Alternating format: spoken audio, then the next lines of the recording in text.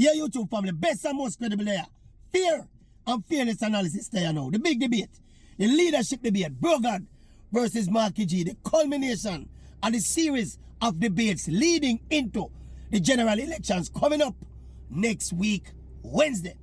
Alright, so you know the Maverick do it already, you know. You saw me do it for the first two debates. Proper detailed analysis. I'm going to take the notes while the debate are going, and I allocate my scores at the end of the debate. So, before we get into the intricate numbers though, let me say this. It was a good series of debates. Absolutely brilliant series of debates. The first one, the social issues one, was a kind of like appetizer. And then the second one, it really ramp up with the economy debate, the personality, them step out in another one there. And then comes now the prime ministerial one. And let me say, both Marky G and Bro G, I think they went out of their way to appear prime ministerial.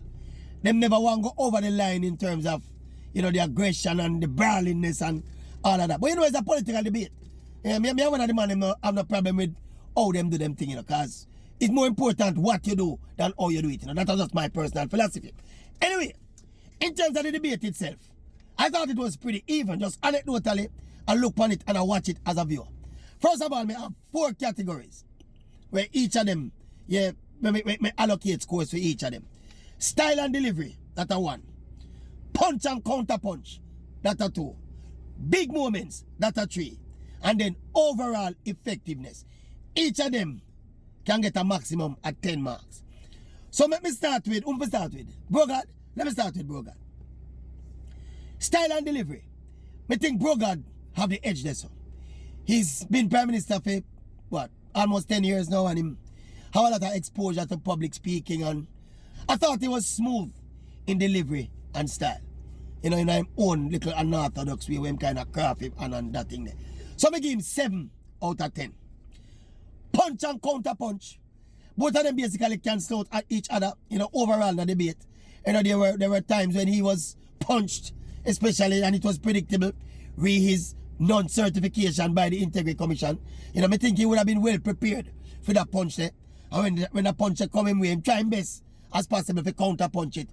He never really get rattled all that much with that particular punch. Because as I say, he must have been prepared for that punch there. There were some other moments where you could have seen him get rattled. And especially when Marky G mentioned about the fact that his wife is a real estate dealer and it's a conflict of interest. You could have seen kind of get ruffled that one, go to the defense and don't leave my wife out tight. But generally speaking though, punch to punch, me give him 6 out of 10. Big moments. I don't know if Bro G did have any drop mic moments. I think probably his closing was a little bit smoother than Marky G's closing. But we just give him a lukewarm 5 out of 10 for big moments. Overall effectiveness, me give him a pass mark again. That is 6 out of 10. So overall, me give Brogard a score of 24 points. Marky G time now. Marky G. Style and delivery. You know what me give? How much me give Brogard? 7. Me give Marky G 6. As me say, Brogard have more experience with that.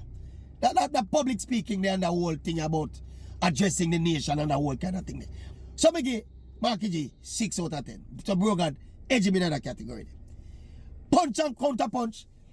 Boy, me think them cancel out each other this one as well. So me give Marky G 6 out of 10 for that as well. Big moments now. What me give Brogard this a 5. Me think Marky G had the bigger moment. The birth certificate something there.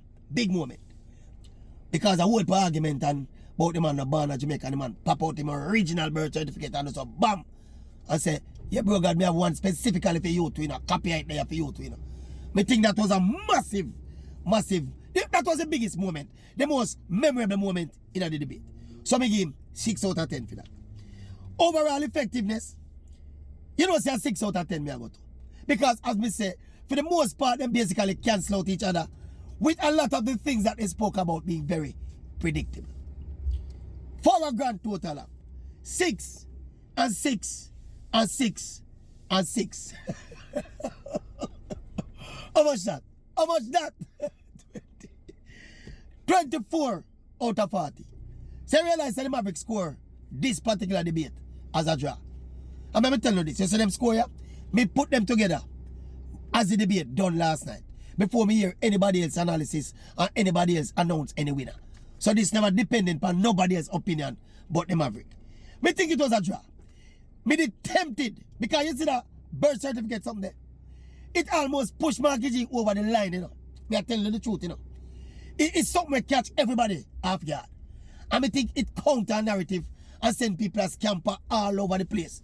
Me get some call and some text message where say them hack the RGD recently, you know. So them not sure them. And next set a labor writer text me phone and I call me and I say, boy, why never carry the most recent birth certificate? Me said the man carry the original birth certificate when them give parents when them born. What more you want? Them say no, you should carry the up to date one, blah blah blah blah. So the birth certificate really send the labor right them scampering meeting. Otherwise than that, both candidates sought to be prime ministerial. And can I tell you, I thought they were equally prime ministerial. The first debate we said it close, but me did think the PNP edged that one day.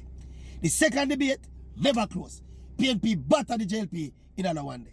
That one yeah, close again. Me no response when nobody wants to say. Me say enough people say Ray and enough people say. But at the kind of debate where you know say Labour right, I go say Labour right win, and the PNP them I go say a PNP win. That is the kind of debate. Anytime you have a close debate like this, and that go happen. But me personally, from here watch it, as me say, Brogan get a slight advantage when it comes to him delivery and the smoothness of his delivery. Marky G tend to be a little bit more.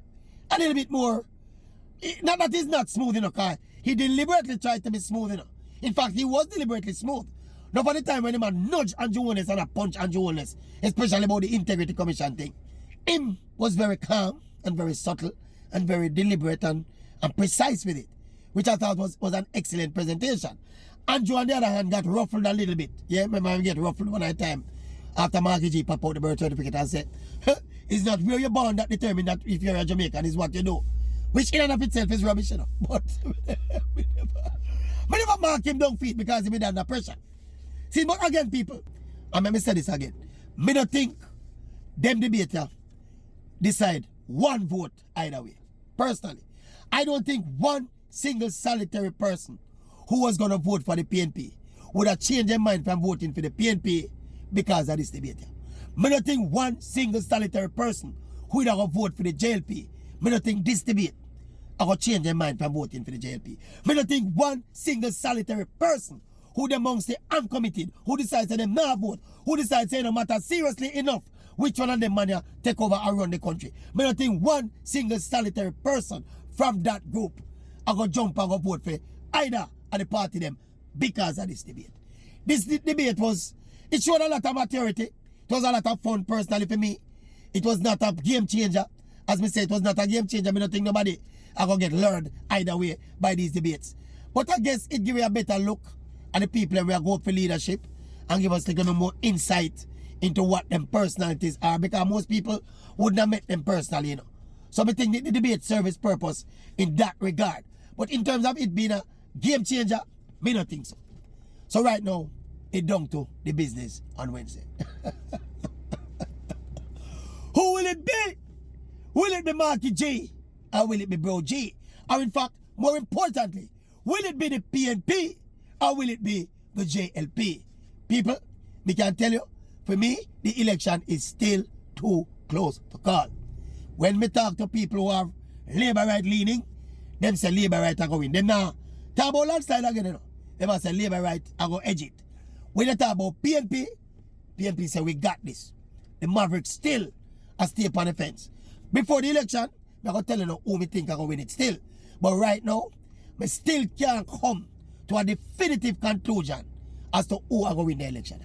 The only thing we can give you is that me don't think the winner I going to win by a margin of more than 3 seats. I could be wrong. Even the Maverick can be wrong, you know. This is unscientific. We don't know who's going to vote and when, who's going to vote and who's not going to vote. See? But remember, initially, me tell you, say, if the voter turnout is high, it is going to favor the PNP. If the voter turnout is low, it would favor the JLP. At this point, we do not and cannot know what the voter turnout will be. But based on the energy on the ground, with both parties and the closeness of the election, by all indications, I think the voter turnout will be so like a power cut. To be continued. Maverick in the space, the 2025 election race. Eh? How much? How much, Maverick? One Maverick, not few or two. One Maverick.